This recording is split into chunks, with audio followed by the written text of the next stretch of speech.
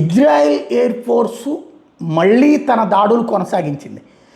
Iran తయారు చేసిన Hezbollah తీవ్రవాద సంస్థకి సంబంధించినటువంటి మార్విహిన్ ప్రాంతంలో, లెబనాన్లో ఉన్నటువంటి మార్విహిన్ ప్రాంతం మీదన పెద్ద ఎత్తున దాడులకు పాల్పడింది.